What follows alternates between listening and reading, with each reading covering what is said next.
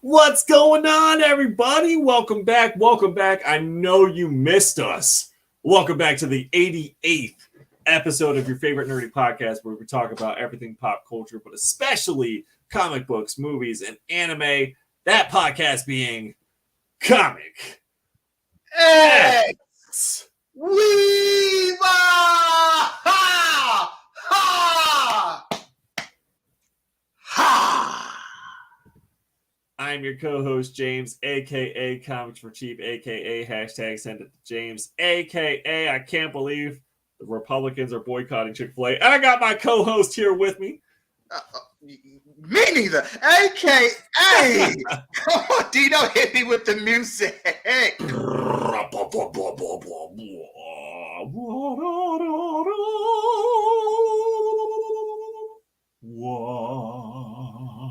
Black Santa, revere me.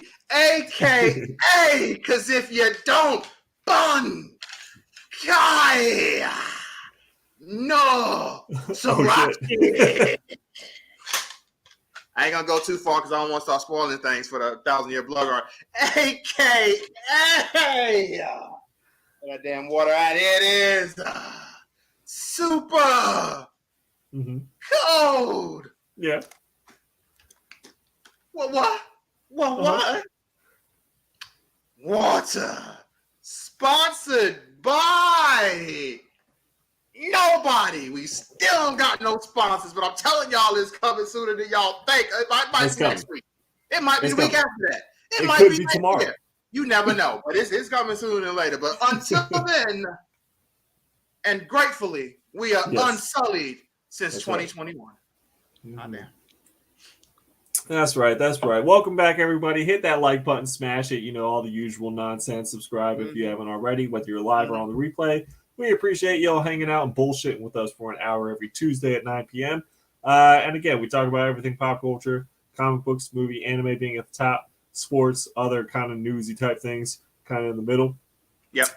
But today I'm going to kick it off, if you don't mind, Chris. I got to talk about why we didn't have a podcast last week. So I ended up going down to Palm Beach, Florida, to pick up a collection. And this is something I've been working on for about a month. Yes, he has. Going back and forth, trying to negotiate it out, making sure that it's coming through. Basically, what was told to me, it was going to be about 50,000 books, and the starting price was at 18,000. So I was like, all right, that's a good place to work with. Let's go into some more details, let's figure out a plan, etc. Yeah, you was excited for it. Oh, yeah, dude, I'm still excited. I got it, and I'm excited. Of course. So let's start with the flight. The flight down, of course, had to be a layover in Atlanta, Hotlanta. ACL, I love a good flight story, so here's mine, okay? The flight from Charlotte to Atlanta was delayed on the runway for like 25 minutes. I didn't really think much of it. I actually rewatched Matt Reeves' The Batman. Reeves' Batman movie, the newest one. It's the first time I watched it since you and I watched it in the theaters. And I gotta say, it held up pretty well. I enjoyed it even on this. Yeah, I loved it on the second watch. So I really did like it. Long as fuck, but it worked for what I needed. So yeah, I'm not really thinking about it. Only complaint that it was a little bit too long. They could have shaved a little bit, but it was still a good movie. That was like my only complaint coming out of the theater was like it was just a smidge long. But at this point, didn't care. So I'm sitting on the runway for 20, 25 minutes, whatever. But then when we land, I go to check my connecting flight, thinking I still had some time from Atlanta to Palm Beach. And I realized that I literally started boarding 15 minutes. Like the plane had just we haven't even reached the gate to unload yet. The plane had just touched down. And it was like 15 minutes until I need to board the next flight. So, I had to be a little bit of an ass. and just be like, sorry, I got to catch a flight, and like push past people getting off the plane. So that's what I did. I pushed past the people getting off the plane.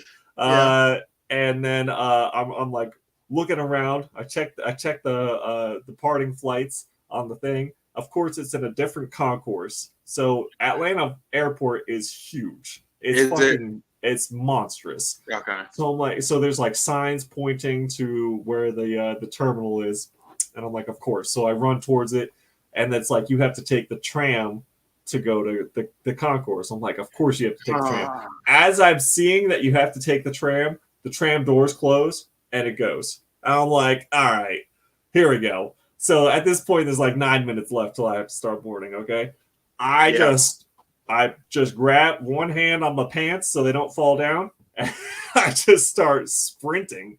So I probably ran, I don't know, half a mile, 3/4 of a mile, something like that, and then up like 3 flights of stairs to the concourse. I made it, Chris, with 1 minute to spare, and guess what? What? Your flight has been delayed by 30 minutes. Oh my God! So all of that was for naught, because either way you would have been good. I was like, all right, I'm gonna go get a sandwich. I'll see y'all later. I'm telling you, say fuck that. I'm gonna get a drink. Yeah, well, I mean that too. I got a soda. I didn't get any alcohol, but I got a soda.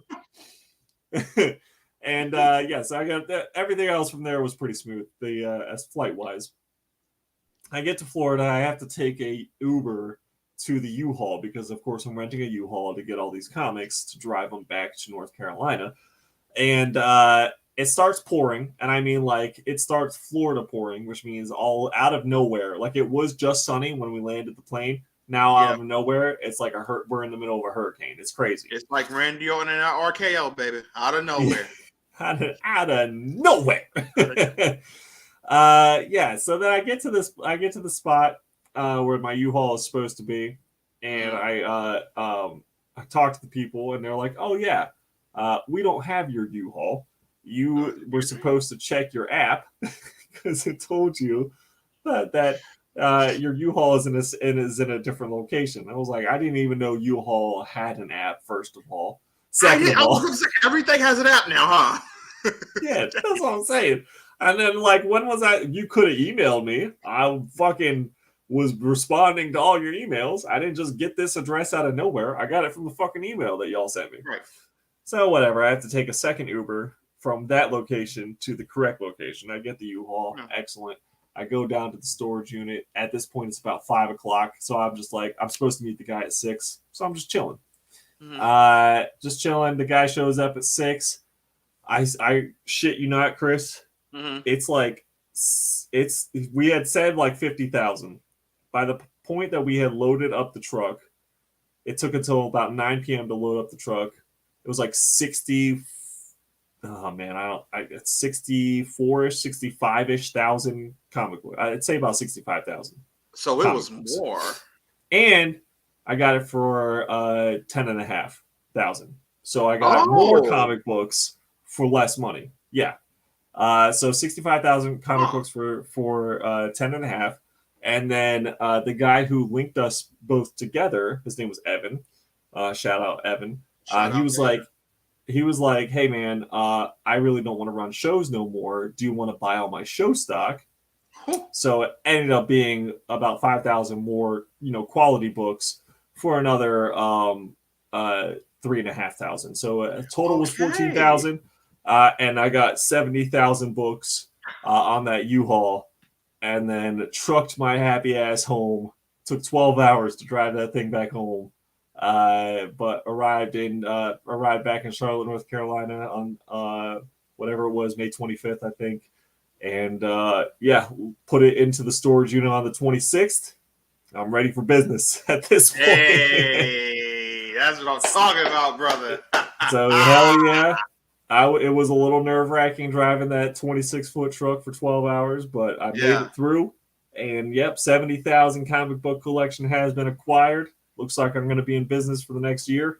So, hell yeah. That's what I'm saying. Hell yeah, indeed, man. That's what I'm talking about right there. Oh, yeah. And so, it started off rocky. It did start pretty damn good. It did start off rocky, especially when like the first Uber dropped me off in this monsoon like thunderstorm, and I'm like just standing there like getting soaked, and I had to wait for the second Uber. I was like, okay, this is not a good sign. I don't know what's going on, karma or what. The universe is just not happy, but but it all worked out. So I'm very happy. And just a little shameless plug here. I'll be in Nashville this weekend. I'll be in Augusta next weekend. And then for Daddy's Day, I'll be your daddy at Heroes Con. Who's your daddy? Yeah, who's your daddy? I'll be at Heroes Con Father's Day weekend. Not the whole time, but I will be there. I'll be with my buddies Chris Rigo and Wayne Brown, Smash the Comics and Beardy Weirdy. That's who I'll be hanging out with for Heroes. So there you go. So I'm very excited for all of that. Nice. That's what's up right there, man. That definitely that ended much better than I was thinking it was going to. It sounded like I know, right? Real bad out here. That's a good thing right there. That is a good thing. That is a good thing. Hell yeah. All right, let's get into some sports talk, Chris. What you got for us? Okay. First thing, gotta congratulate, first off, the Denver Nuggets and Nikola Jokic, the Western Conference MVP, and should have been the league's MVP, like I said he should have been. Right. Congratulations to him. He swept my Los Angeles Lakers. LeBron James did all he could in the final game. He played the best he could through the whole series, in my opinion. At his age, LeBron did fine. AD, at this point, I'm starting to really wonder, is he ever really going to be that guy? Because defensively, he played good, and I don't want to take that from him. Defensively, I still feel AD might have been the best defensive player in all the playoffs consistently. He played really good in all the series, but offensively, where we needed him the most, in a closeout game on Denver, our elimination game, you expect AD to be the one to put up 40, not LeBron. At this stage, AD is supposed to be the guy on the team doing that stuff. And all he gave us was 21, and it's just at this point, I don't think he'll ever be that consistent guy. It's just something that just does not keep him motivated. I don't know. But it is what it is. It really wasn't his fault. It was really D'Angelo Russell's fault in a lot of ways, because honestly, that dude gave us absolutely nothing. His ass will be out of LA. He will not be a Laker anymore. And it sucks. He cost himself a really good spot. It is what it is. But congratulations to Denver. They earned it. They outplayed us. They did what they had to do. As well as congratulations to their opponents who finally ended their series after going up 3-0. It got a little dicey because Boston came back, tied it 3-3. Yep. But then in Game 7, after Game 6, after the heartbreak of Game 6 too, James. Do you know that heartbreaking Game 6? Tell me. So at the end of the game, Jimmy hit some free throws. They got the lead. It was like 2-point-something seconds left. All of a sudden, they get raised up to 3 seconds. So there's some questions there why it went like that. But it goes up to 3 seconds. The script writers, It was something. Boston, they get a shot off. I can't remember who takes the shot, but he misses the shot. And right when his seconds is about to go out of nowhere, Derek White hits the ball, gets it up, and it goes in with literally a second left. It just 0.5 seconds. It was like crazy. He barely was able to get his fingertips on it, and when he got it, it went up. It was good.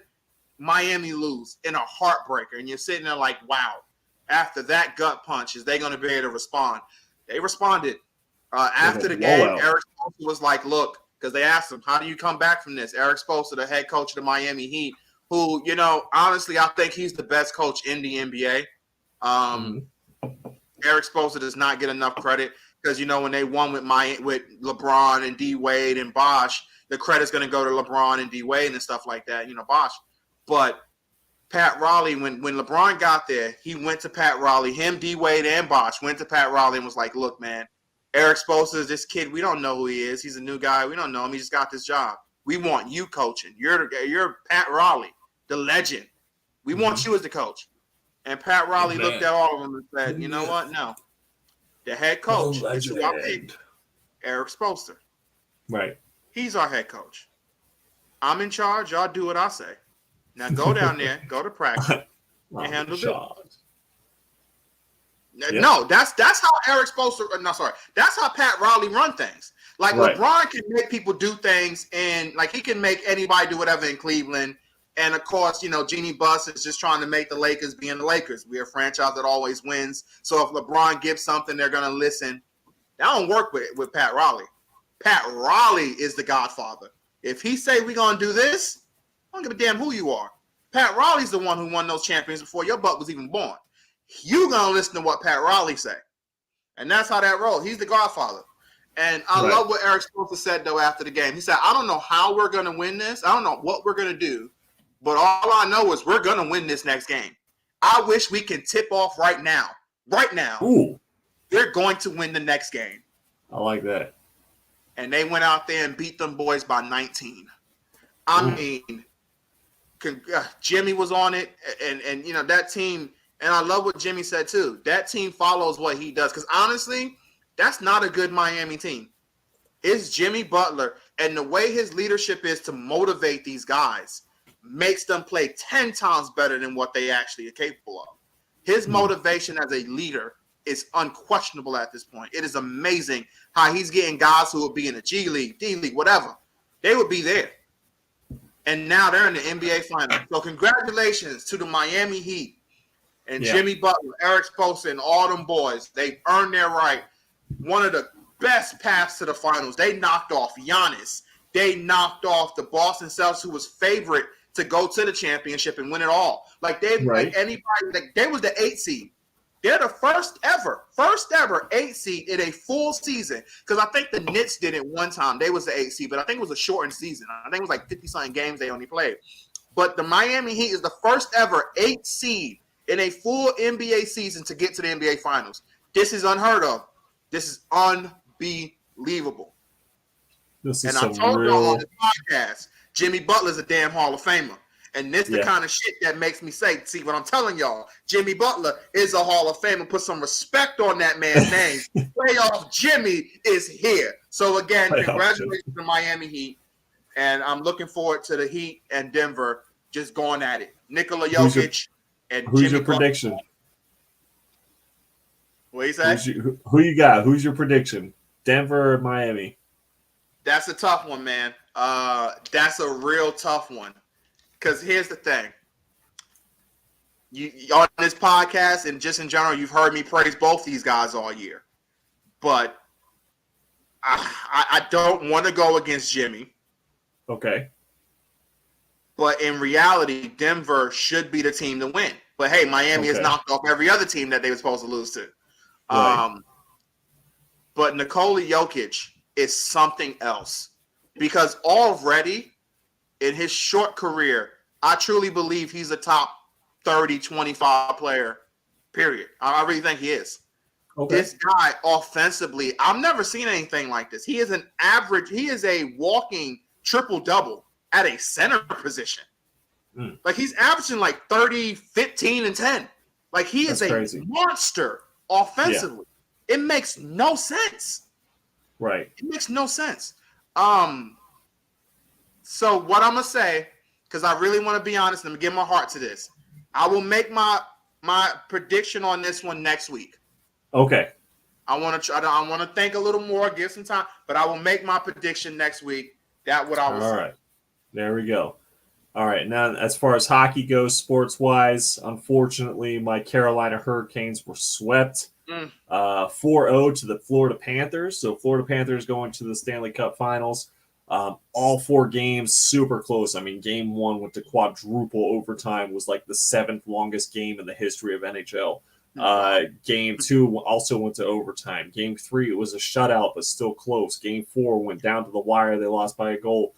So Florida Panthers, that goalie, Bobrovsky, is just on a heater right now. I mean, they were the 2nd wild card team, and now they're going to the Stanley Cup Final. This is just also kind of similar to the Miami Heat. This is really unheard of for them to beat the Boston Bruins, who had an NHL record-setting season.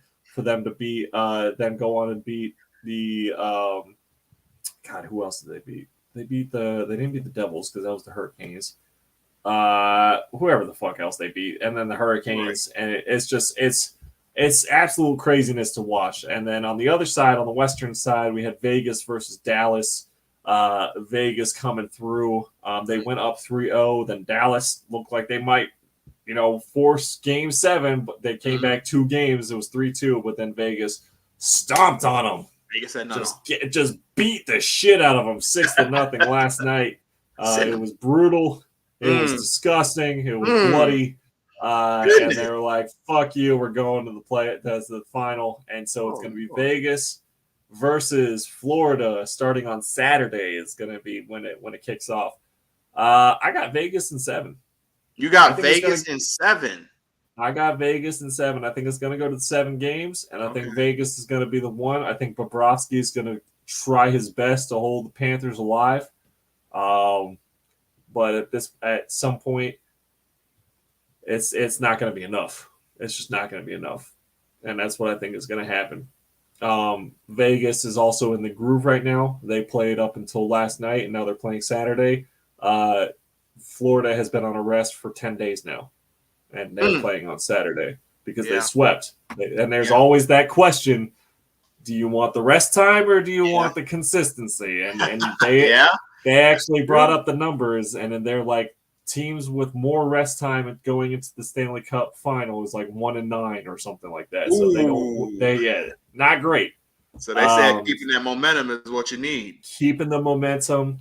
And honestly, I know, and it's similar to like what you said, Vegas on paper is the better team, but Florida on paper has beaten every better team. Yes. That's come across their path. Including the number 1 and number 2 ranked team in the NHL between the Boston Bruins and the Carolina Hurricanes. So, it's going to be great. I think it's going to be a lot of fun to watch. I'm rooting for Vegas because fuck the Panthers at this point for sweeping the Hurricanes. You know what I mean? So I'm going to root for Vegas. Yes. But honestly, I do like looking at the team, how they play and how they're going. And the fact that team has only been alive for 6 years, and all 6 years they've made it to the playoffs, and it's the second time. That's very impressive. That's which is ridiculous for a fucking expansion team. Yes. I got the Vegas, man. I got Vegas. So Vegas in 7. I think it's going to be a tough fight. I think it's going to be bloody, brutal. There's going to be fights. It's going to be physical. But yeah, that's what I'm going with. Man, that you got me wondering about this script stuff, because you talk about what's going on in hockey there, beating a team like Boston, all that stuff, and number ones and this, and then you look at what Miami did, very similar, like you said a few minutes ago. I mean, because seriously, this Boston team was like, you had 2 all NBA players. One made first team, one made second team. Tatum was first team, Jalen was second team.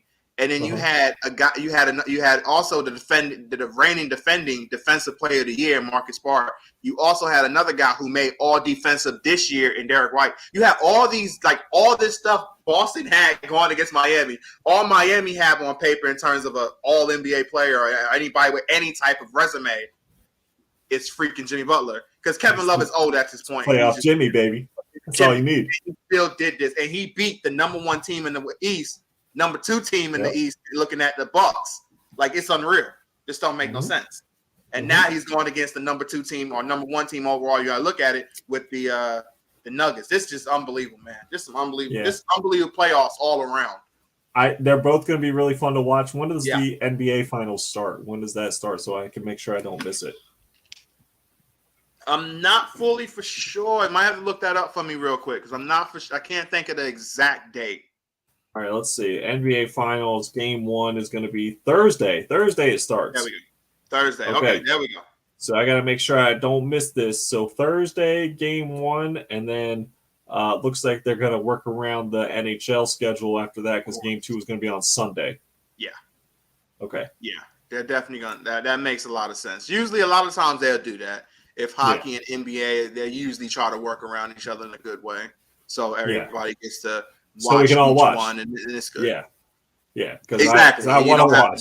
I want to watch both. Yeah, exactly. Watch the NBA game. You don't want to have to choose like that. That's fair. No. Yeah. All right. Cool. So it's going to be very exciting on whatever you're rooting for the finals, and it should be a lot of fun. Crazy that Florida is in both the NBA and NHL. So we'll see what happens there. If they win both, I don't know. We might just have to break off that state and kick them out into the Atlantic Ocean and just kind of leave them there to fend for themselves. You know what I mean? I mean, I'm telling, man, all you gotta do is, give me the word, bro. I'm going down there. I've been training out there. See, that's why if I was with you, bro, I've been out there training. I'm at this point now, Black Santa. I'm out here cutting raindrops when it's raining and stuff. You know what I'm saying? Getting that speed up and everything. I'm telling y'all, man, it's on, bro. There's a comic called Samurai Santa, and it's hilarious. And it's actually the first artwork of Jim Lee, who's famous mostly for X-Men and Batman. But he started out with some artwork on a comic called Samurai Santa. If I find one, I'm gonna have to get it and send it to you because it's hilarious. Yes, and then you can pose with it, Samurai Santa. So yeah, I'm gonna have to keep an eye out for that because that shit is cracking me up. Because now right I want that now. Yeah, because now you looking like Samurai Black Santa. So that's right. That's right. It's all coming to fruition here. It is, bro. It is, bro. Oh shit, that's funny. Speaking of kicking something out into the Atlantic Ocean, there was this video that just surfaced yesterday-ish, maybe the day before, because I might be a little behind on my internet. This dude on a cruise decided on a dare to jump overboard.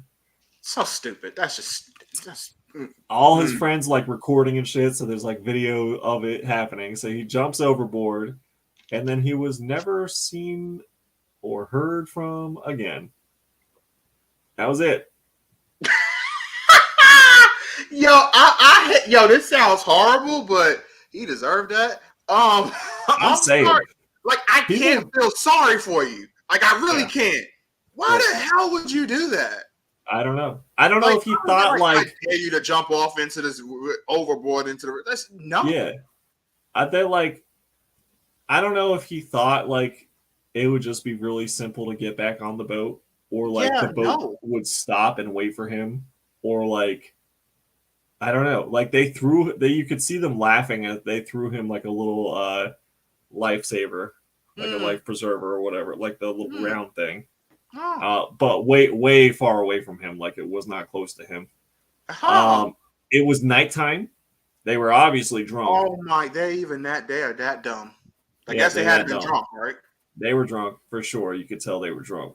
And yeah, so for the very few people who watch this podcast, but to anyone who needs to know this to save their life, don't jump off a fucking boat, please.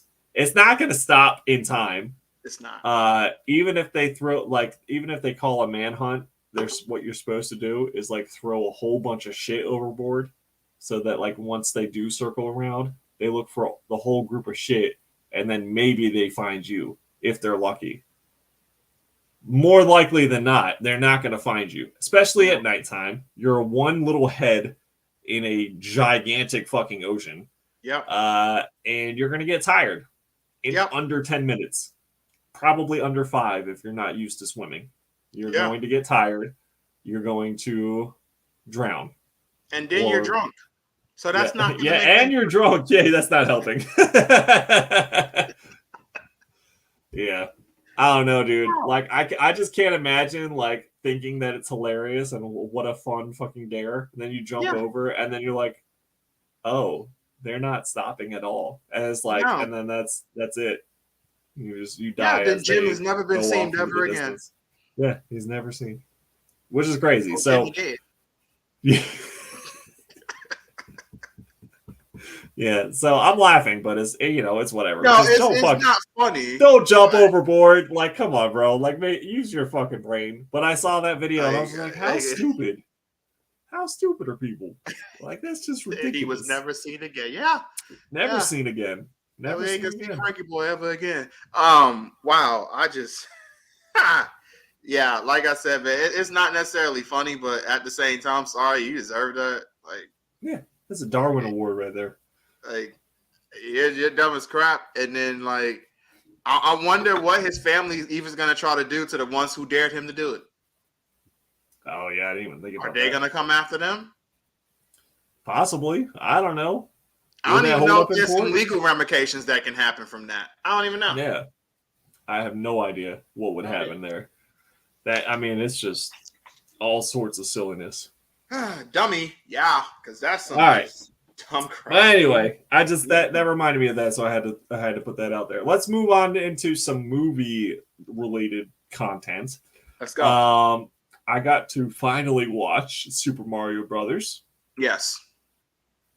I enjoyed the hell out of it, Chris. I know, it's so fun, isn't it? Oh my god, it was so much fun. It's a fun movie. That movie was like, I don't like all the little Easter eggs, all the little like the fact that his ringtone was the GameCube startup thing. That was pretty awesome. Yep. Just the whole like the storyline wasn't too overly cheesy. No. I like how they did the Italian accent for the commercial, and then just kind of like tried to play it off that way. I thought that was pretty smart.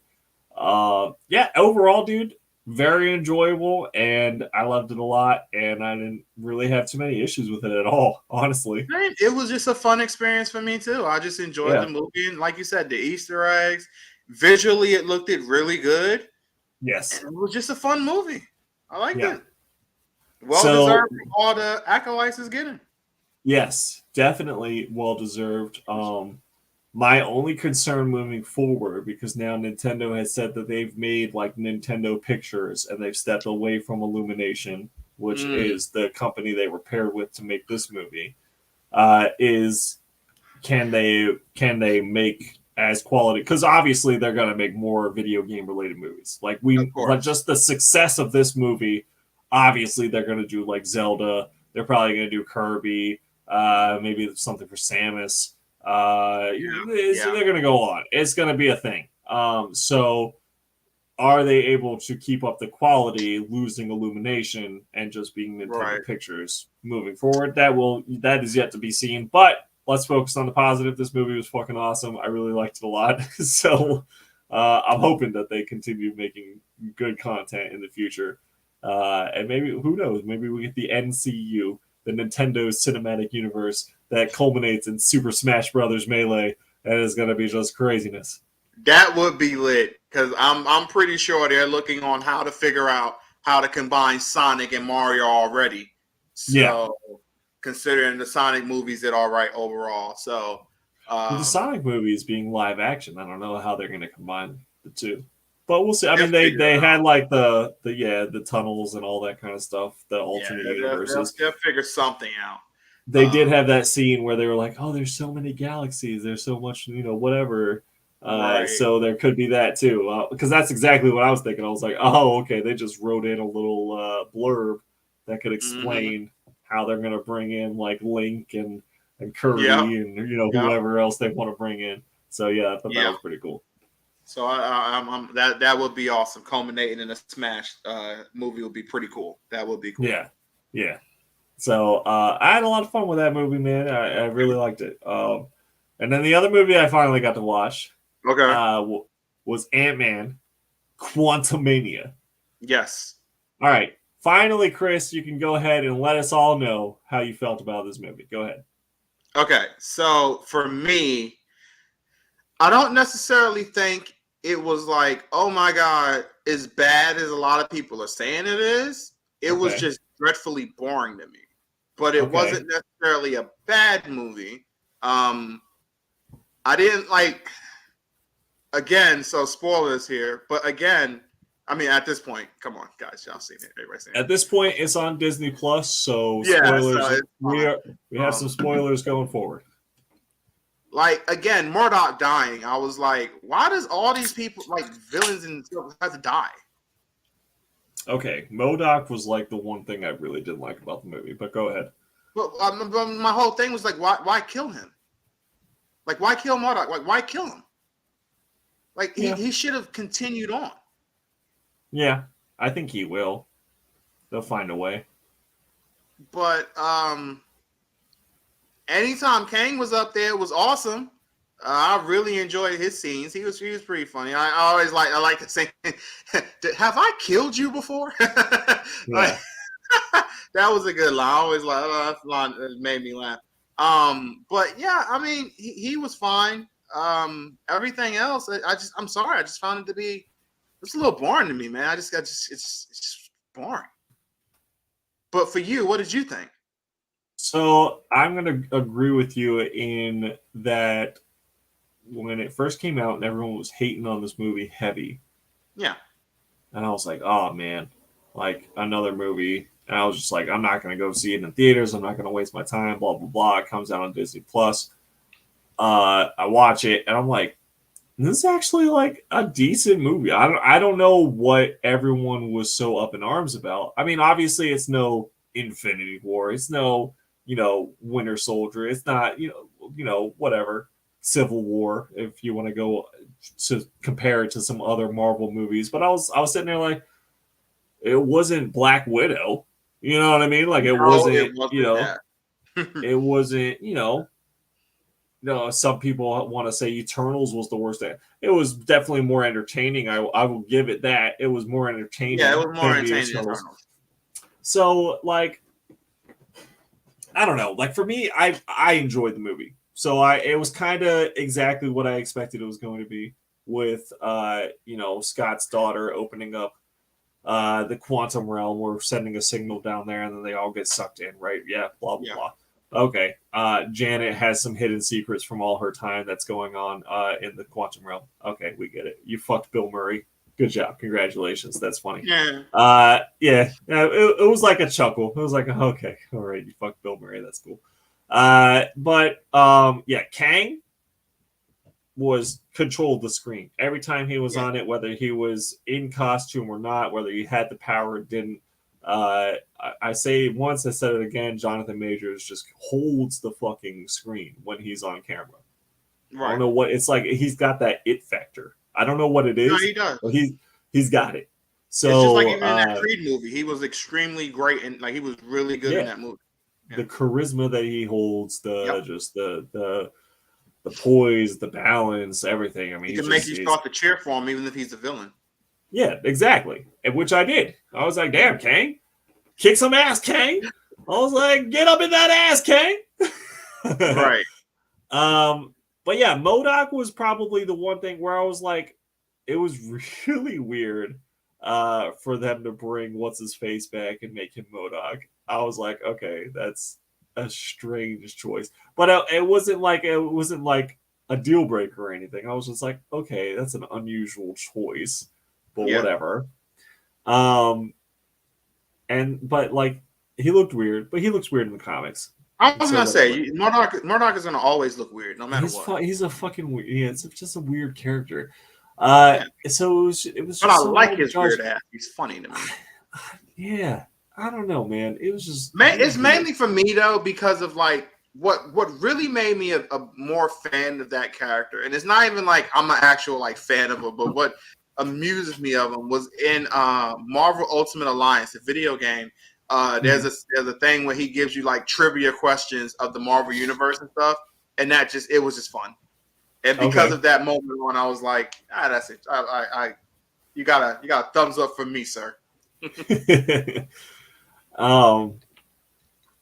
Yeah, I like that Hank came through as like one of the big heroes of the movie. So it wasn't all on Scott. So Hank came through with his quantum realm ants. I thought that was kind of cool. I thought it looked visually looked pretty good, except there were certain points where like the CGI was just too noticeable. Oh yes, there were. Yeah, I was just like, it's a little like I get that it's going to be CGI a lot, right? But like you can still build some sets. We don't have to have them in a green room like the entire fucking time. You know what I mean? Yeah. So sometimes I was just like, it's a little much on the CGI, but I get it. Obviously, there's no such thing as quantum realm, so they just kind of went for it.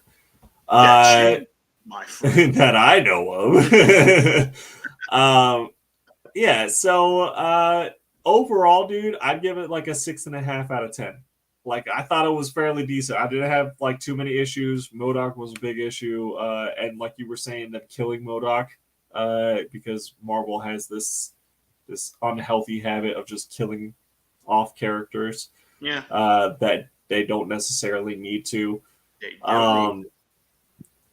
But yeah, overall, dude, it was an Ant-Man movie. Like for me, all three of these Ant-Man movies have had zero true impact, but they've all been fun and they've all just kind of held true to like Marvel, fun, quirky, whatever.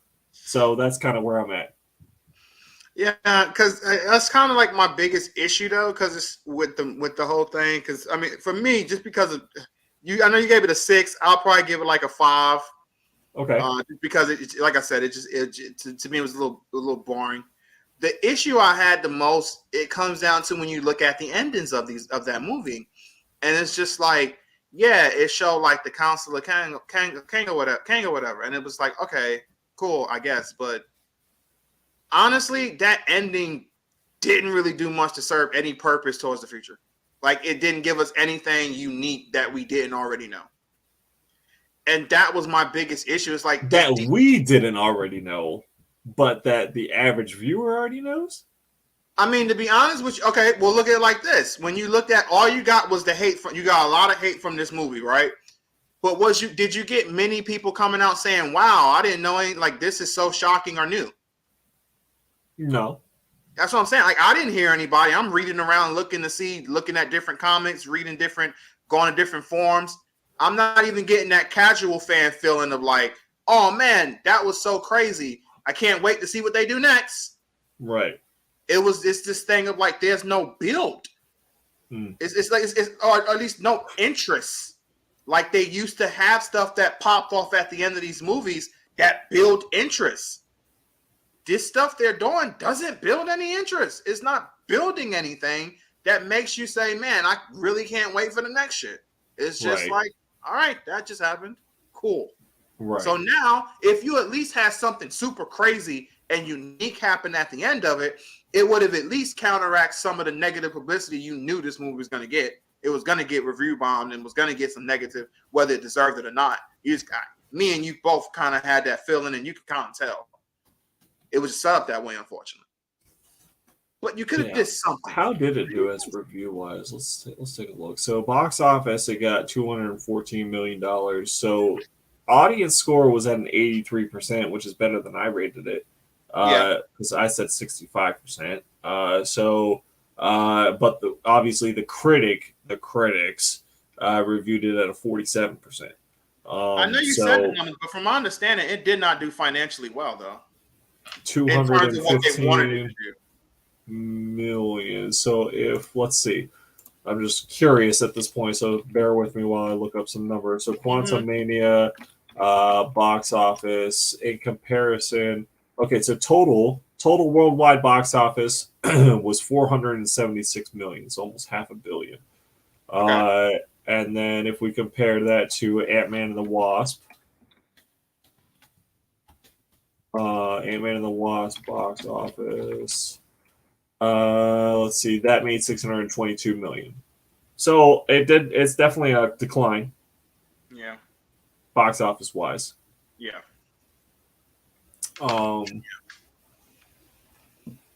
But there was a lot of hype when Ant-Man and the Wasp released right after Infinity War, as opposed to right now where there is not a lot of hype for the MCU. Because of the product that they're putting out there. I mean, when the all freaking CEOs coming out and saying the product we're putting out is trash and you guys need to get your shit together. I mean, there's a problem. There's a problem here. There is a problem. When the big boy got to come out and say, yeah, we're fucking up. What are you doing? Yeah, we're fucking up here. Because you guys, you're putting out trash. Let's call it what it is. The MCU has been trash. Because there's no, like I said, there's no interest because they're giving us shitty, boring ass endings and just these shitty, like just because it's the MCU, they're basically just fell on their sword now. Like, this is the MCU, they're just come. You're gonna have to do a little more than that. You're gonna have to do more to get people to continue to enjoy your product. It's gonna start declining even more and more and more, where you're not even gonna be making 400 million. You're gonna start seeing that get lower and lower and lower, and then you're gonna be back in the dark days. I do agree with you. And we don't want it to go back to that. So this is like a slow build of Kang. So I do appreciate that because even with this movie, because what I was thinking was going to happen was Kang was going to come out and be this fucking monster, and it was just like Scott was going to escape by the skin of his teeth. Like, it was going to be like, or even get trapped in there and left behind. Yeah, something like that was going to happen. Like, that's kind of what I was assuming, and Kang was just going to be this fucking beast. And they didn't really do that. No. So Kang, they are kind of slow building Kang, which I can appreciate, because in Loki with the the one He Who Remains kind of warning that I'm coming. It's going to be many versions of me. We're all coming. And then this Kang, the Conqueror, it's same kind of thing. He was just like, all right, but you get rid of me, and it's just more is going to come, and more of me. And then that ending scene where Ramatut, Immortus, and who else? Who was the third one? I can't even remember. But them standing there and just being like, we have amassed all of us. Yeah. That scene, I mean, it didn't really like push forward, but it was still kind of cool to just be like, oh shit, like just to see the mass of Kangs that exist. Like it's a serious issue that if they don't resolve with the timelines and everything, is going to destroy the multiverse. Right. So I mean they are kind of setting up a multiversal threat. It is a little bit of a slow burn, but I can appreciate that Kang didn't just come out and be like, "I'm a fucking I rule, like you can't beat me." Basically, like not yet. I didn't want him to be that yet. He can be that soon, but I don't want him to be that yet. So I don't know. I was okay with the movie. I thought it was good. It was Ant-Man. Like I said, it was Ant-Man. I didn't expect shit. I didn't expect shit from the first one, and I was pleasantly surprised. I really didn't expect shit from the second one. I was pleasantly surprised. This one, everyone said it was fucking trash. I was pleasantly surprised. So, like, from you know what I mean? It's still kind of trash. It's just not as trash. It's not the trashiest thing I've seen. Bro, Ant-Man is like going to Applebee's and like ordering and just being like, this is probably going to be they're going to bring me the wrong fucking order. And then they bring you like the right order and it's mediocre and you're like, oh, that was pretty good. And you pay your bills. That's what Ant-Man is in the MCU. Okay, that's fair. And I do agree with you. And I'm with you. I do like the building of characters. I love that kind of stuff. Definitely being an anime fan, I like the kind of build up. But I will say this. Now let's look at the casual aspect of it, though. Okay. Now, how long have they technically been building up Kang now? It's been a couple of years, technically, right? I would say it's been at least a year and a half. A year and a half, at least. A year and a half? Yeah, a year and a half, yeah. A year and a half, okay. Well, you do get to a point where you say, well, how long do you wait? Because you can't wait too long, because then you start to lose interest. Because you got to remember, too, you're coming off of Thanos. And you're coming off, because even when they first introduced him, even though he didn't do much, it was still that menacing fear of like, oh, shit. Which was the first Avengers movie. That was the first time we got a glimpse of him. Right. With this here, if you build up too slow, and then here's another thing, too. And of course, the characters are different. Kang is a character that has different variants and blah, blah, blah. Yeah. But you got to also look, again, just looking at a casual aspect. If Thanos was to show up in another movie and get beaten and get killed by not even the main team guy, and then you're putting him to be the main villain, you are going to have some people say, well, he can't be that bad. Then you look at it as you just had Thanos do all the crap he did, and now it's like this next guy, just using flat out definitely anime logic or just definitely logic of comics. The next big bad is going to be, in theory, worse than the last big bad. Because in anime, you get Raditz, then the next thing you get is fucking Frieza. It's a whole different level of power. Like the first big bad is nowhere near as bad as the next guy coming up. So you had Thanos. He was this big, looming, scary presence, did all this crap. And then Kang comes in, and he's done nothing. You hear about all these things, but we haven't seen a damn thing. We haven't seen anything, and then you're continuing to do it so slowly, where it's like, he's still doing nothing. And then he fucking gets killed. Like, I can see an issue there. Yeah, you're right, twice. Twice. He's been killed twice. And yes, you can say the first time he allowed it to happen. Cool. True. The second time, he won't trying to die. Unless I missed that part and I ain't paying enough attention. He wasn't trying to die. He wasn't trying to die. You put yourself in a situation where you're like, damn, well, he's not looking as menacing as he needs to. That's some of the fear that I'm starting. Like you got to have him do something. That's why personally, I thought it might have been cool. And I'm with you. Maybe he didn't need to come out here and start like snapping everybody's neck. Just show up and just snap Chong-Chi's neck out of nowhere. You know what I'm saying? Even with he didn't break the rings right then and there. You know, like the strongest guy in the universe here. Bro, the next Shang-Chi movie is like 2 minutes long. It's just Kang showing up and just snapping his neck from behind. Just moving and roll credits. And it's like, no, that's not even a joke. That's it. Y'all can leave now. The end credit scene is his funeral. So it's just, he didn't need to do all that. But maybe it would have been a little bit better if he would have like been victorious to a degree in this movie. Like maybe it could have been like he wins and then like Scott doesn't necessarily have to die, but he gets trapped in there trying to do something to stop Kang, but he fails and he gets trapped in there, and then it ends with somewhat of a downer, like what's going to happen with Scott? And oh my God, this guy is on it. Like he gets some new power from the quantum realm that's like, oh crap, now he took this with him. This is what he has. And honestly, then there's more of them, and then they still show the bunch of these guys, and it's like, oh crap, there's even more of them. Yeah. To me, that would have been a better move to me, because then it's like now you got fans like, oh shit, I wonder what's gonna happen next. I honestly thought it was gonna be the death of Hank. Like I thought that's what I was prepared for it. I was ready for it. When Scott had the whole I don't have to win, we both just have to lose thing. Yes. Yeah. I was like, okay, something's gonna happen.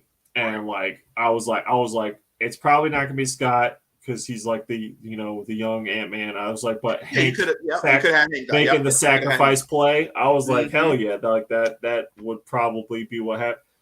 But for that not to happen, I was like, okay, whatever. So I am with you with that, but to like see the all-powerful Council of Kang, was kind of cool. Right. And then for them to not even be worried about the fact that this one Kang died. It's like, it was almost like in Infinity War where they're like, we have blood to spare. Right. And it was like, we have us to spare.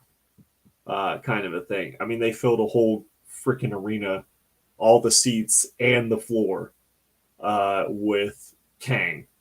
Right. Which is just like insane to think about. Like it's almost an infinite amount, right? Because if you think about the multiverse, it's an infinite amount of possibilities that can happen, which means technically there's an infinite amount of Kangs that could happen and have happened and will happen. Right. No, you're right about that. And only one of them has to win. Only one of them has to win. Right. That's so true. while Thanos was so badass in the fact that like he was just so driven on getting these stones, and the stones only made him stronger, and then it just took everything to take him down. Kang is just like, fuck it, I don't care if you take one down. I don't care if you take 500 down. I have an infinite amount of me coming, and one of us will succeed. Right, because you would think that at least one of them, all of them, would have succeeded in their own universe. A couple of them should have. All of them have succeeded in their own universe. Yeah. To a degree. At some point in time, they have all succeeded in their own universe. Fair enough, yeah. Because that's why they're there. Yeah. And that's why the one who remains was closing off all the timelines, because he was scared of himself coming to the end. Right. So they've all the ones that exist have succeeded, because otherwise they would be shut down. Yes. I don't know. So it's like it's one of those weird. It's a different concept to wrap the brain around, especially for like casual fans, who are into the lore as much. As we because are, it's just because it's like Thanos, he was one big bad dude no matter what point in time that the Avengers hit him, where it was like whether it was when he had all the stones or when they went back in time and then he kind of time jumped into their time, he could take the Hulk with no stones. So like he was crazy, powerful, but that's what also helped him because bad. he succeeded in the grand scheme of things. He won. Yes, Thanos did win for sure. Yeah, Thanos won, and that's what also is basically like I was coming down to. It built the hype for the next movie to an extreme level. Because at the end of Infinity War, it was like, oh shit, he just won. For sure. And then when Endgame started, I was like, shit, this is about to be the darkest fucking movie. But then of course it's just kind of side rail. But more on that later. But with Kang, I mean, we know the title of his ending movie is Kang Dynasty. Right. Like that is the end of that phase, Kang Dynasty. Kang could win. With that title, Kang could win. I mean, obviously not overall. Overall, it's going to be, the heroes who win. But Kang still could fucking win, whether it's Secret Wars, however they change that up, because we know they're going to change it. Whatever they end up doing, Kang could come out victorious. Like it could still get to a point where Kang is this like super fucking crazy villain. Although it could get to a point where Marvel fires Jonathan Majors and we have to change this whole fucking. It could get to that too. It's just come down to like I was saying, man. They got to be careful because they are taking a little too long to make this guy look as threatening as he needs to be. Yeah, and you can't. And again, even if it is a lot of them, and I get the point, it's a lot of them. Yeah, you still can't have your big bad jobbing out. It's just like in professional wrestling, if you have a guy who's supposed to be the biggest and baddest, for instance, Stone Cold Steve Austin, he was going to have a Stone Cold. He was going to have a feud set up with Marvelous Mark Merrill, but they had a moment where they had his wife Sable, who ended up being got super over because of how she looked. It's the 90s. Even though she was a terrible talker, she had no wrestling skills whatsoever. The only thing she can do was look as pretty as she looked. Please, Brock Lesnar, don't come to my house and start trouble. Not trying to disrespect your wife, as if you would watch our podcast. But what I'm saying is, somebody sends this clip to Brock Lesnar somehow, and then he gets a knock on my door. What you say about my wife? No. What I'm saying is, though, she ended up getting over. She was one of the most popular things in the 90s. Sable powerbombed Mark Merrill in the middle of the ring. Made him like a complete chump. And you know what Stone Cold did? He called up Vince McMahon and said, okay, so who am I feuding with next? He was like, I'm not wrestling this guy now.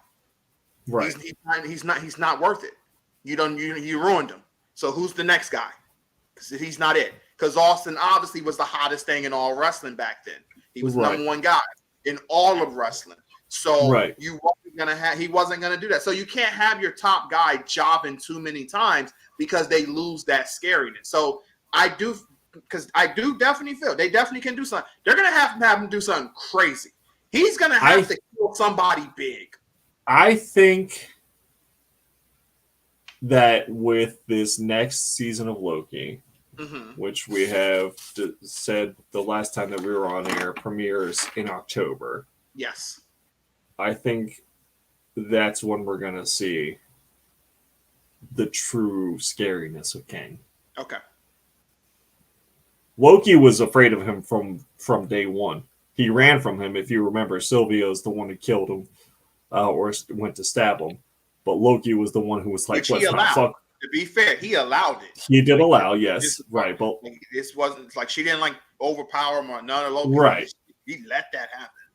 But Loki, from right after the first speech, he was like, you know what? Let's not mess with this. Let's not fuck with this guy. Yeah, we should get the fuck out of here. So for Loki to be scared is, in my opinion, a big deal. Not like a huge deal, but it's a big deal. And because Loki ain't scared of a lot. He's just scared of those who are more powerful than him. So Kang is obviously a lot more powerful than Loki. But I think in Loki season 2, we're going to see just how far that power extends. Yeah, and that's always so crazy when you think about definitely me being like a huge, like I like power scaling to a huge level. And it's just like, guy, you really think of this has nothing to do with anything. I'll just think of some of the more powerful Lokis in the comics and stuff. Because remember, this guy is a candidate to be the Sorcerer Supreme. Hell, he became the Sorcerer Supreme at one point. Like he took Doctor Strange's job.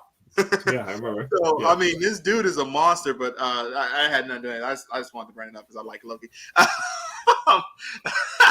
It's like when Lil Wayne was rapping in one of his songs, and he's like, "I used to be afraid of the Gremlins. That had nothing to do with shit." But I just wanted to say it. I loved it. That was a funny verse, and that song is sick too. Though I think that's off the. He was flowing off the No Limit beat. That is a sick beat, and that was sick. Anyway, yeah. No, you're right though. For Loki to have that kind of fear, it's like, all right, that is a big deal. That is something that, again, a lot of people would kind of like look under, but if you pay attention, that is big. Because he's not. Because Loki didn't fear the Avengers. He didn't fear any of them. No, he did not. No. And this is the same Loki who just came off of losing to the Avengers. Right. We got to remember that too. This isn't the Loki who has seen all the other crazy shit. He hasn't seen Hela. He hasn't seen Ragnarok. He hasn't seen all that shit. This is just Loki who was like, I conquer shit. This is everything that I want is mine, and that's that. And then he meets Kang, and he's like, no, I'm good. Yeah, because I'm pretty sure in his mind, he's like, bro, they got lucky. Like, they got lucky. They only beat me by luck. I can beat them. Yeah. But with Kang, he was just like, nah. Yeah, immediately. No. Yeah. No, I'm good. I'm gonna go over here. Yo, Sylvia, let's just go over here. Let's just be out. Let's just let him do what he got to do. So yeah, I'm with you on that. But and I think we can both agree on both of our sides. It's good, but they have to do something. They did take a little long, and they definitely need to make him do something big sooner than later. You can't really, if they wait all the way into the freaking movie to do this Avenger movie, that's kind of lame. You're gonna have to so perfect timing would be, like you said, this Loki season, have him start doing some crazy shit, show different stuff in different multiverses of the crazy shit this dude has done, and each one of how he conquered it. Because again, the dude is Kang the Conqueror. If you got my man jobbing to freaking Ant-Man, there's a problem here. So show why he's the conqueror, what he's conquered, and show just how screwed our Avengers actually are. Right. And I think that'd be the perfect time to like show that kind of background thing is in one of the Disney Plus shows, and to use one of the Disney Plus shows properly in that aspect of like, hey, this character right here, here's a little bit of background on him. Oh, by the way, he's a fucking maniac. Yeah, like, here you go. So I think that would be the perfect platform and place to display him. And yeah, I'm with you that like we need to see something besides just like a little flashback when Janet touched the core of the ship or whatever, where she saw, he does conquer worlds or whatever. But we didn't really get to see the extent of his power or like how he was able to accomplish such things or even like a hint of where he got this technology or any of that. And you gotta remember perfectly what you said earlier about the fear thing. Her being scared, who gives two shits? She is nobody. If it was somebody like if it was even like a Black Widow, that would have gave even like a little more credence because of what she's seen. Definitely after seeing Thanos, if she was to show some kind of fear, or especially a Captain America or somebody like that, I'm just using a bigger name. If a bigger name was like, oh shit, we're in trouble. That's when you're like, oh, that means something. But her, again, that's a nobody. Who gives a shit what she sees or what she cares? Like, who cares? Because if somebody else sees it and they're just like, oh, okay, we handle worse. You know, like she ain't do anything. She ain't handle shit. So that's why it comes down to you want the bigger names to have fear. And Kang was even like, bro, I'll just bring you back, and if I want to conquer this Earth, he didn't say it flat out, but he kind of like inferred, I'll just wait till after you're dead. Right. So it's like it wasn't even like she was Kang was an immediate threat to him or to Janet. It was just like she had seen what he had done to other Earths or timelines or other worlds or whatever, and was like, I can't let you continue doing that type of thing. It wasn't even like a fear thing. It was just like out of morality. I can't let you continue doing that type of thing. So and Kang was like, do you not want to be free? Worse. Yeah. Because if and that's a good way of looking at it too. If you go with just that, yeah, she's just like, yeah, I'm gonna stop you myself. Like we can stop you. Yeah. That makes him look worse. She was just making the sacrifice of staying in the quantum realm. Yeah, where she was like, oh, I'll just stay in the quantum realm and fuck Bill Murray, and which doesn't seem like a punishment if you're, I don't know. It just doesn't seem like a punishment. It's just, whatever. Talk about Caddyshack a lot, I guess. I don't know. Maybe Zombieland. I don't know. And then you just don't go out and destroy more worlds. And Kang is just like, hey, look, I'll take you back to your Earth, and then I'll just conquer it after you're dead, so you won't even know. I don't think he said that flat out, but it just kind of seemed like that's what he meant by, like, I won't be a threat to you, or I'll leave you alone, or whatever he said. Yeah, but again, that makes it worse. Because you can't have you gotta have like these guys afraid of this guy. Mm-hmm. You can't have them sitting there saying like definitely like because I mean seriously, like just straight up, if she was there against fucking Thanos, what should she do? Not a damn thing. So she shouldn't even have a mindset of like, yo, I can stop you or I can do something and stay here and do something. Like no, it's just be like, yo, we're done, we're doomed, like we're fucked. But if we know the history of Hank. And we know the history of Jonathan Majors. Kang could have pimp slapped the shit out of this bitch. See, that is a ledge. That is a ledge. All right.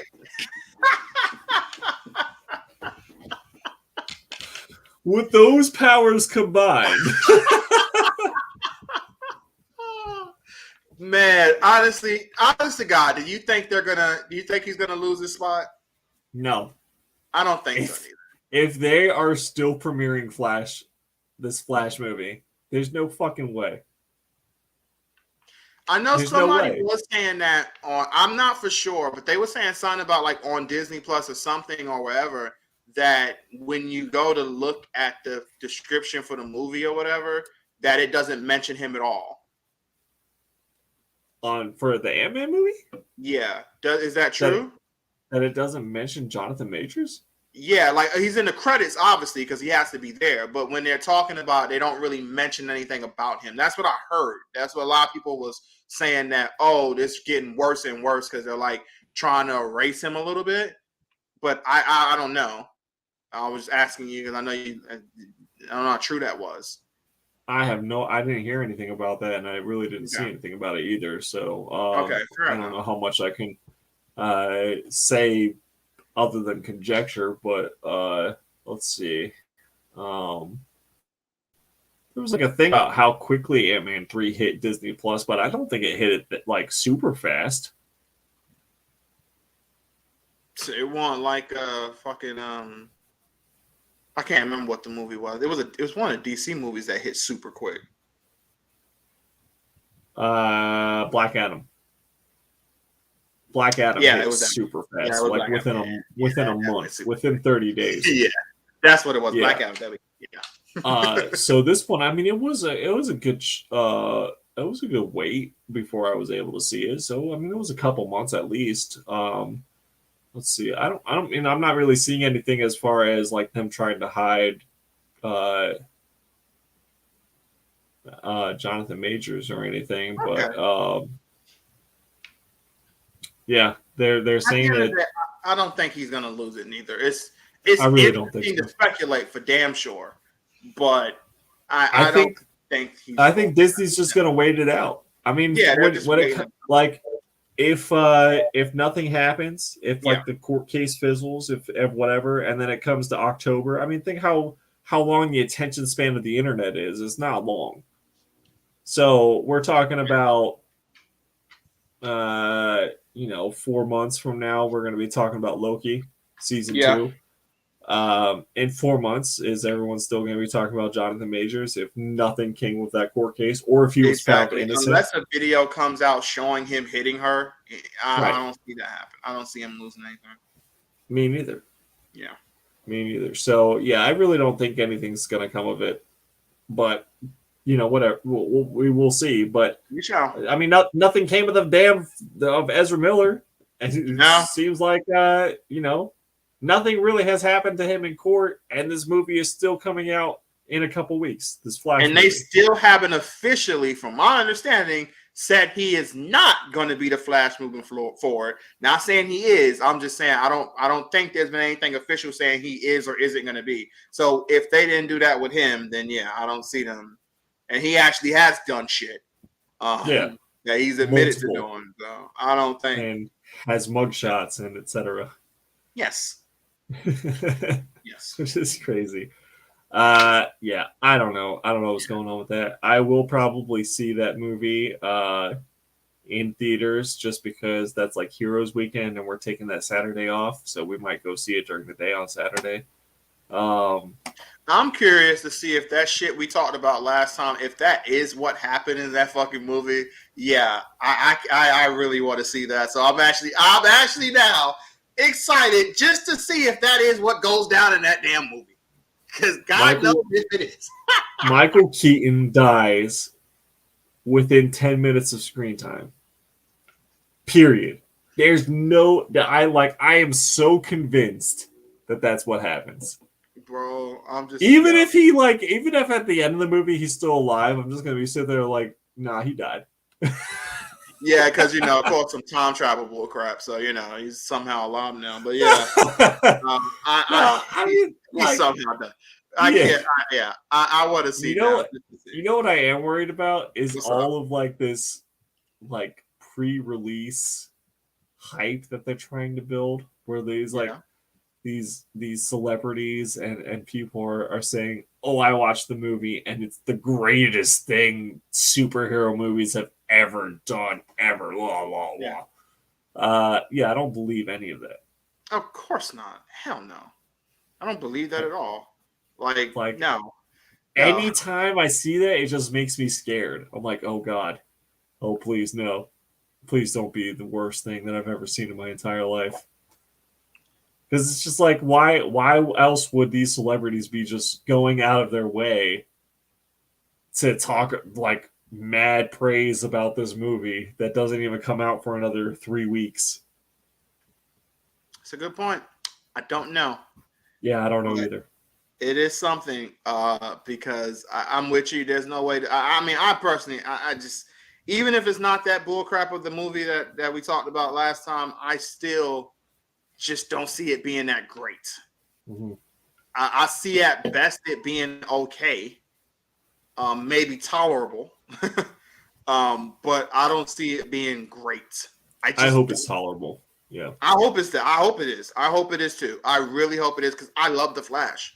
I can give two shits about that dude, but I love the Flash. And I just want the Flash to be at least okay. Yes. I want it to be great. I personally want it to be great, but I just want it to be okay. Bro, if it is the greatest movie of all time, though, give that motherfucker an Emmy. The next Oscars, Black Santa will be there with Noshirashi, and I swear to God, me and Noshirashi is gonna go out there, and if this man don't get the Oscar for Best Actor, male actor, y'all gonna start cutting some raindrops and cut some people. Y'all thought Will Smith slapping Chris was a problem? Y'all gonna be young, but that Black Santa walking on stage, man. Yo, I hate it for who's up there. Yo, I hate it for who's up there, bro. Man. You're Kanye West this whole shit. Slap the shit out of whoever's presenting. I'm gonna let you finish in a minute, but That's right. Ezra Miller had the best performance of all time. Bam! It needs to be that level of good for me to be like, okay, that was a decent movie. That's where the bar is. Good. James is like, that was still just decent. Yeah, that was it was all right. You know what?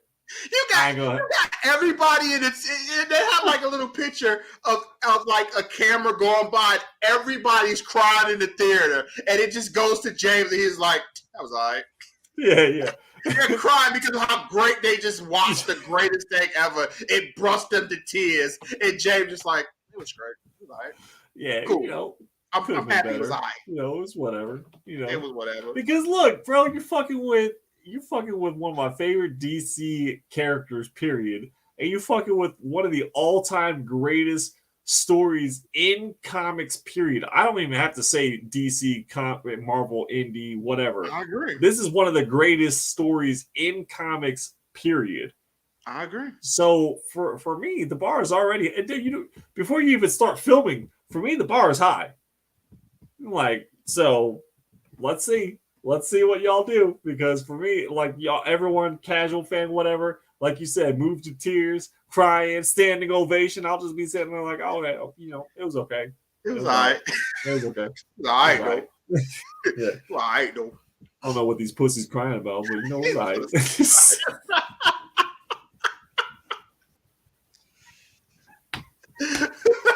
Yeah, exactly. So I can't wait now. Somehow it got me actually excitement just to see if it's as bad as I think.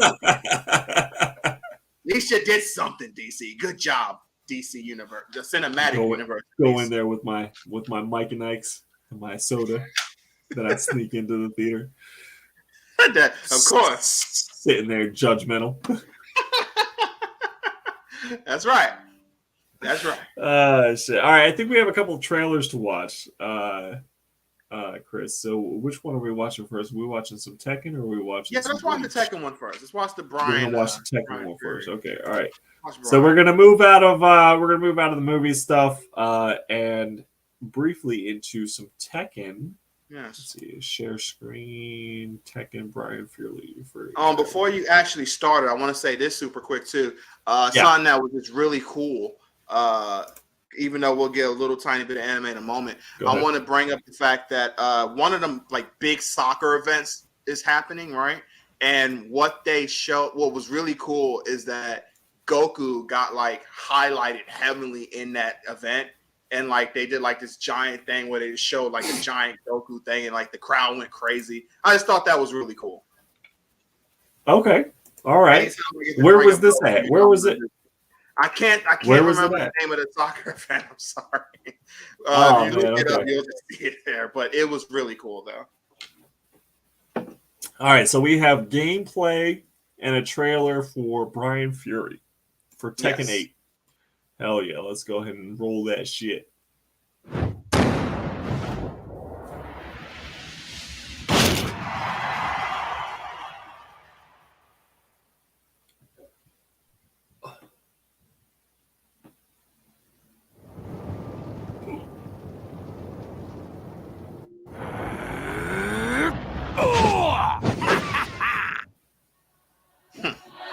Ready for the next battle.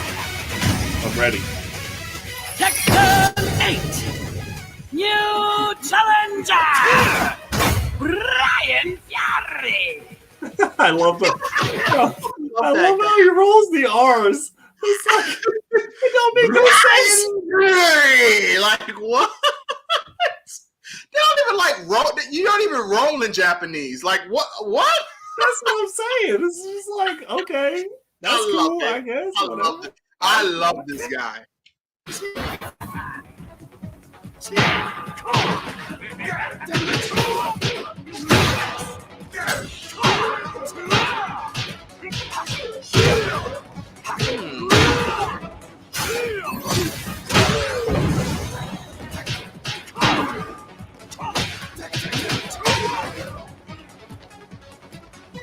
I'll let you taste the power of my fists!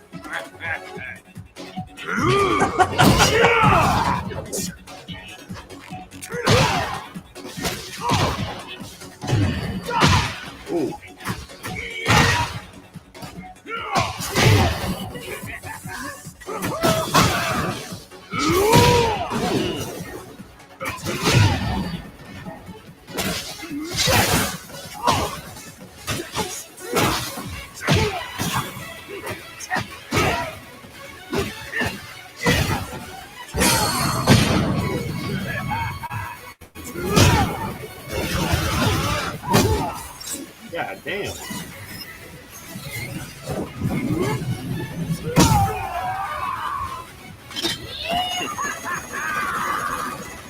Okay, where the fuck was he holding that the whole time? He pulled it out of his robotic ass. Oh, okay. I was making sure, like, what? I don't know about you, but it seems uncomfortable.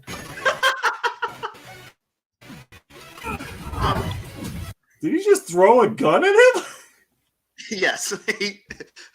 A Gatling gun, to be precise. Yes. He's like, you know what? Shooting you wasn't enough. I'm going to throw the gun at you as well. Yeah. Oh, God. All right, that was nice. That was nice. It seems that Brian Drury, there we go. Yes, that right there. I love it. It seems that it looked like his hands was like heating up with some of his combos. It reminds me of Jax in Mortal Kombat 11, where he had like a heat system where you do a lot of combos. The more you was punching and stuff, you would heat up, you would do more damage and stuff. I wanted this Brian have like a similar mechanic that looked kind of cool. So yeah, man, that looked good though, man. Another pretty cool trailer. It was kind of weird seeing Brian and Paul have like a little cinematic there, but I think the only reason why they put Paul there is because one is funny and two, they haven't shown Yoshimitsu yet. So Brian and Yoshimitsu is the one who has like this blood beef. So the fact that they didn't show him yet, it makes sense because, you know, they don't want to spoil that. And I think I heard that they actually made a mistake. And because this trailer was released at one of the recent, like a couple of days ago for one of the events that was going on, and the guy who created Tekken was there and all that stuff. But I think Bandai accidentally revealed Brian before the trailer came out. So, you know, they want the happiest about that. But yeah, so since they haven't shown Yoshimitsu, I'm pretty sure that's why they had Paul there. But that's still cool. I'm very excited to see Yoshimitsu. I can't wait for them to show him. That's my boy. Yeah, Yoshimitsu is going to be awesome. Yes. All right, then we have Bleach trailer, which it was Bleach 1,000-Year Blood War, right? Is that what the right one? Yes, part 2. Part 2. The part 2 trailer recently came out.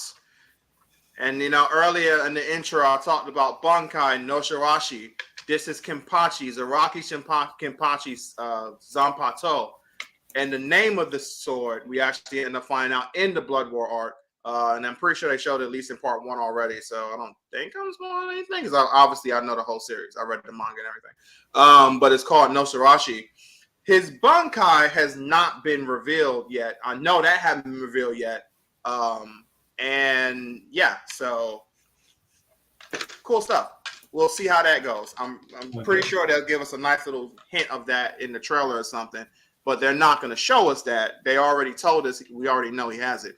But they're not going to show any of that. But I want to see what this trailer does show. Okay, I'm trying to find one that is actually dubbed correctly. I don't know if I'm going to be able to find the correct one here. Let's see. Yeah, a lot of this is like impressions. So we'll probably have to watch one that has subtitles, if that's okay. I don't think there is a dub one. It should just be a subtitle one anyway. It's just a subtitle one? Okay, I'm just making sure. That should be fine. Okay, cool. Let's go ahead and present, share screen. Blah, blah, blah, blah. All right. 石田瓜生。私はこの者を我が後継者に指名する。あいつ何なんだよ。誰か説明してくれよ。別にくったらない。こんな戦い美味しくもなんともない。僕は全てと決別してここに来た。残白ともろとも希望を叩き折り、死神どもの身に心に真の敗北を刻み込ませる。情けないの。1000年もの平和が死神たちを弱くした。奴らは必ずまた来る。遠くない未来にな。希望に満ちた温かなうたた寝のごとき戦いはここで終わる。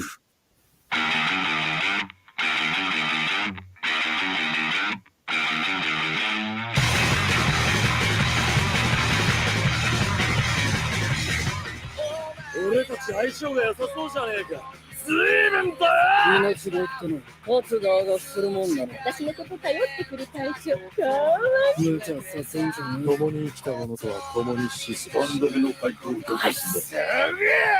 聞いていたより随分と文明的だな。我が輩はいつだって本気だ。非常識なことは嫌いじゃない。あんたらそれでも致命的だってことだぞ。お前らの常識もこの状況もみんなまとめてひっくり返したるわ。挽回。この戦いに踏み入る前に命はとうに置いてきた。こんなもんにやられやがったのか、あのバカは。助けてあげる。僕たちバービーちゃんがいないと寂しいもん。君はとびきりの茶を入れて待ちとするよ。あいつは本当の死神になったんだ。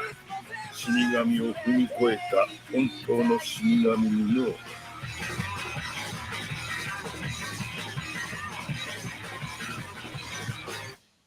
この戦いが始まってからずっと考えてたんだ。死神とクイーンシーの戦いだってんなら、俺と石田は。運命をたどる心はきっと引き絞られた弓矢に似ている。Yo, so I love the fact that I don't care. I've watched, I've been the biggest fan of Japanese culture for I don't know. Oh, what we got here? What do you say? Oh, that's Street Food. What's up, Norm? He said, "Nice sword." He was talking to you. Nice sword for the home defense. Indeed, my friend. Indeed, that's right. I've been like the biggest. That's what hell. It's just called ComicXWeeb. I'm the giantest weeb for Japanese culture, but I could never get past the fact that in like every anime, a kid like Ichigo is like 16 or 17 at this point in the story, and this dude sounds like he's a 30, 45-year-old man.